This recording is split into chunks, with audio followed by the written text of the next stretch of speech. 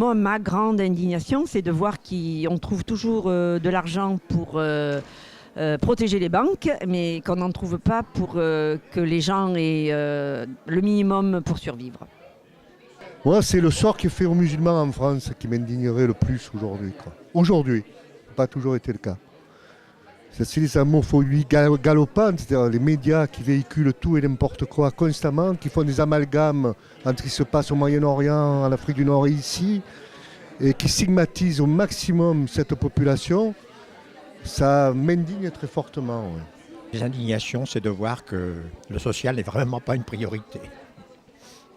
C'est l'indignation majeure. C'est de voir finalement l'ascenseur social en panne en fait.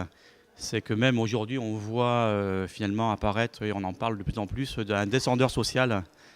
L'idée c'est que finalement moi je suis révolté de voir que finalement un minimum de personnes avancent et de plus en plus de personnes reculent.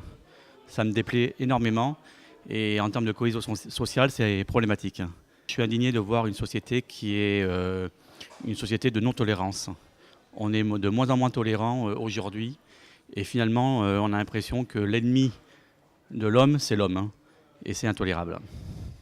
Les indignations, c'est la passivité devant cette politique, devant la violence du système qui fait que finalement on descend dans une société de plus en plus dure, de plus en plus inégale et il n'y a pas de réaction. Donc ça c'est la pire des indignations, mais c'est celle-là. Tout ce qui est injustice sociale, tout ce qui est écart qui se creuse entre les plus riches et les plus pauvres. Aussi une indignation par rapport aux immigrés aussi souvent. Qu'une famille du centre social dont les deux parents travaillent n'ait pas de quoi manger tous les jours. Voilà.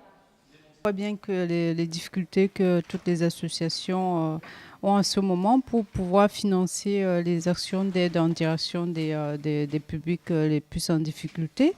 Donc ma principale indignation, c'est celle-là, c'est voilà, le désengagement des pouvoirs publics par rapport à ces personnes en difficulté. Là, c'est le non-soutien de l'État dans des cas d'urgence au monde du social et de l'entraide et de la solidarité. Ça, c'est la principale et unique, mais qui englobe la totalité de mon indignation. Je suis indignée de la façon dont Pôle emploi, enfin, je dirais l'État, gère les fonds publics au niveau des contrats aidés, puisque je viens d'apprendre effectivement que jusqu'au 2 décembre, jusqu'au 2 janvier, on peut signer des contrats à 105% de prise en charge pour tous les chômeurs. Voilà, donc je suis un peu indignée de la façon dont c'est fait, alors que les contrats aidés ont été supprimés pendant plusieurs mois de l'année. L'incompréhension qu'on a vis-à-vis des jeunes avec qui je travaille, moi personnellement, dans ma structure, le centre social et Bosquet à Fréjus, l'emploi qui fait que ça, à travers tout ça, engendre beaucoup de problèmes et de soucis avec eux. Donc c'est pour ça qu'aujourd'hui je suis là pour voir à peu près ce qu'on peut mettre en place en projet pour ce secteur-là, ces jeunes-là, quoi. C'est l'augmentation des inégalités sociales, voilà, qui est vraiment de plus en plus forte dans notre pays et qui soulève un fort questionnement sur l'avenir de la France et aussi au sein de l'Europe, quoi. Ce qui m'indigne le plus, je crois, c'est que individuellement tous les gens en ont marre, tout le monde en peut plus et qu'on n'arrive pas à déclencher collectivement quelque chose. Voilà, ça m'indigne au plus haut point. Ma principale indignation, c'est toutes ces personnes qui ne trouvent plus leur place dans cette société, les acteurs même de la société qui parfois sont perdus, dérapent. C'est le manque d'égalité, de solidarité, voilà mes principales indignations. Alors, les indignations essentielles, la première, c'est l'inégalité, hein, dans un premier temps. Aussi, le fait que certains n'ont pas accès à l'éducation pour tous, aux loisirs aussi, à l'accès aux loisirs. Donc voilà, ça, c'est vraiment mes principales indignations.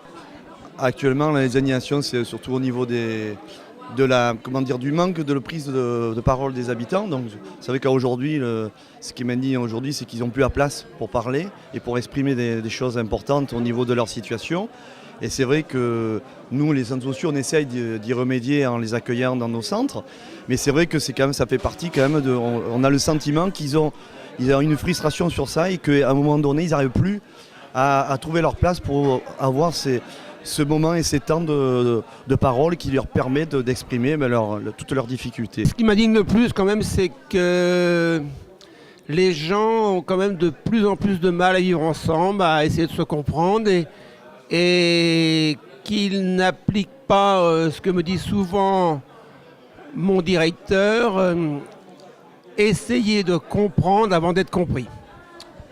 Aujourd'hui, l'une de mes principales indignations, c'est le fait que nos chers gouvernants arrivent à monter en fait les gens les uns contre les autres et qu'il n'y a plus de solidarité entre les classes sociales et qu'en fait, très régulièrement, on porte tort et on dit que les classes défavorisées sont responsables de beaucoup de maux de notre société, alors que je pense qu'on ferait mieux de regarder un petit peu plus en haut ce qui se passe, et notamment au niveau du capitalisme. Ce qu'on a laissé faire, nous les générations, et qu'on va laisser à nos enfants, ça m'indigne. Voilà. Je suis indignée dans tous les domaines en fait.